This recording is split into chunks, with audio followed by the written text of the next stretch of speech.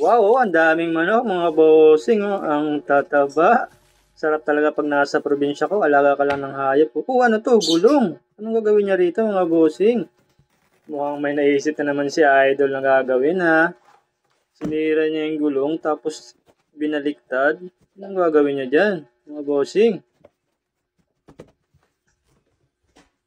Oh, binutasan niya. Tapos, nilagyan ng kahoy. Ikinabit doon sa gulong, tas drum. Bubutasan yung drum. Alam ko na to. Pakainan to ng manok mga bossing.